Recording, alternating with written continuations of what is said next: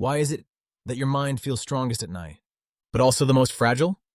You could go through your entire day feeling fine, busy, distracted, but the moment the lights go off and the world gets quiet, your brain suddenly whispers, "What if something is wrong?" Your chest tightens a little. Your thoughts speed up. Small worries start to feel bigger than they should. So let me ask you something. What if that feeling isn't overthinking? What if it's a hormone quietly rising in the dark? Stay with me, because once you understand this hidden shift inside your body, those nighttime panic feelings start to make sense. Most people believe night anxiety is purely mental. They think, I just think too much. But here's the truth. Your brain doesn't randomly panic at night. There's a hormone called cortisol. You might know it as the stress hormone. But here's what most people don't realize. Cortisol isn't the enemy. It's your body's alert system. It helps you wake up, keeps you focused during the day, protects you when something feels wrong. But at night, cortisol is supposed to be low, very low, because night is when the body shifts into repair mode. But when cortisol stays slightly elevated, even subtly, something changes. Your brain starts scanning for danger, for unfinished thoughts. Not because you're broken, but because your brain thinks we're not safe enough to switch off yet. And that changes everything. Over the years, working with people struggling with sleep and anxiety, I've noticed a pattern. Nighttime panic almost always follows certain daily habits, things most people never connect to their mental state. So let's break them down, not to judge, but to understand. Because once you see it, you can gently fix it.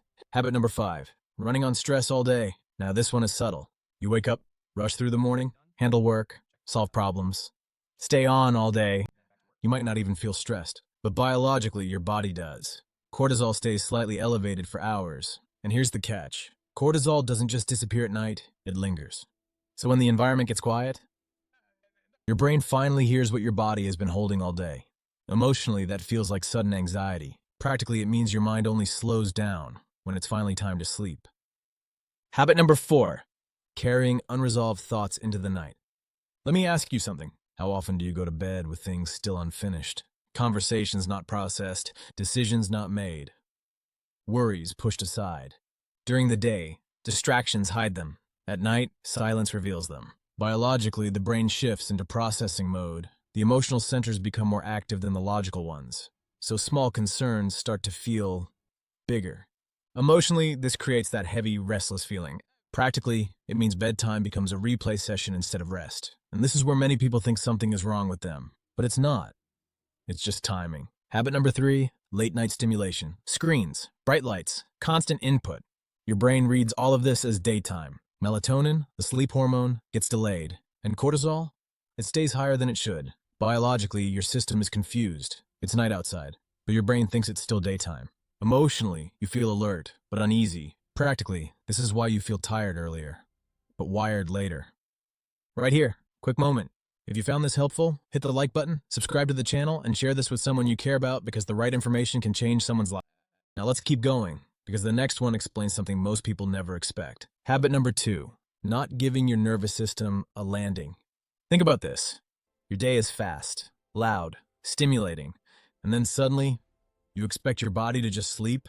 There's no transition. Biologically, your nervous system stays in sympathetic mode. That's your alert state. Your body needs a shift into parasympathetic mode, the calm, healing state. Without that shift, cortisol stays slightly elevated. Emotionally, you feel restless, on edge.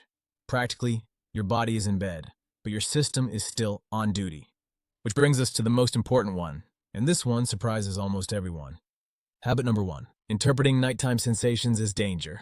Here's what happens. At night, your body becomes quieter. Your awareness increases. You notice your heartbeat, your breathing, your thoughts. And if your brain is already slightly alert, it starts asking questions. Why does my chest feel like this? Why can't I relax? What if something is wrong? Biologically, this interpretation raises cortisol even more. It becomes a feedback loop. Emotionally, it feels like panic rising out of nowhere. Practically, it turns a normal body sensation into a stressful experience. But here's the shift that changes everything. The problem isn't the sensation, it's the meaning your brain attaches to it. So what can you do? Let's make this simple. First, lower stimulation before bed. Dim the lights, reduce screens, let your brain feel the night. Second, create a short wind-down ritual. Even 10 minutes of calm breathing or quiet reflection helps signal safety. Third, release the day.